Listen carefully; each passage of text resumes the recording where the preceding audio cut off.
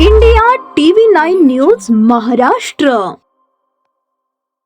अल्पवयीन पत्नीबरोबर शरीर संबंध केल्याच्या आरोपावरून पॉस्को अंतर्गत बलात्काराचा गुन्हा दाखल झालेल्या पतीस उच्च न्यायालयाने अटकपूर्व जामीन मंजूर केला. या प्रकरणाची हकीकत अशी: सदर अल्पवयीन मुलीचे लग्न तिच्या आईवडिलांनी आरोपी बरोबर लावून दिले होते. सदर लग्नानंतर ती सासरी नांदत होती. काही महिन्यानंतर तिला बरे वाटत नसल्याने सोलापुरातील एका नामांकित रुग्णालयात दाखल केले.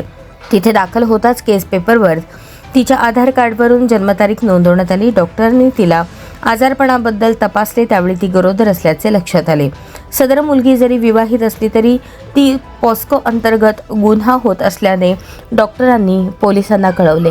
पोलिसांनी तिचा जबाब घेतला आणि जबाबाच्या आधारे नवऱ्यावर बलात्काराचा गुन्हा दाखल केला. नवऱ्याने दाखल केलेला अटकपूर्व जामीन सेशन कोर्टाने फेटाळून लावला. त्यानंतर नवऱ्याने ॲडव्होकेट जयदीप माने यांच्यामार्फत कोल्हापूर उच्च न्यायालयात अटकपूर्व जामीन अर्ज दाखल केला.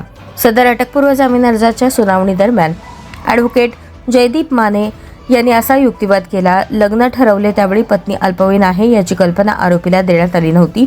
आरोपी निष्पाप आहे. दोन्ही बाजूंचा युक्तिवाद ऐकून न्यायमूर्तींनी आरोपीचा अटकपूर्व जामीन अर्ज मंजूर केला. या प्रकरणी आरोपीतर्फे ॲडव्होकेट जयदीप माने यांनी तर सरकार पक्षातर्फे ॲडव्होकेट राणे तर पत्नीतर्फे ॲडव्होकेट श्रुती जाधव यांनी काम पाहिले. सदर प्रकरणी पोलिसांनी पत्नीचे आईवडील सासू सासरे यांच्याविरुद्ध देखील न्यायालयात दोषारोपपत्र पाठवले आहे.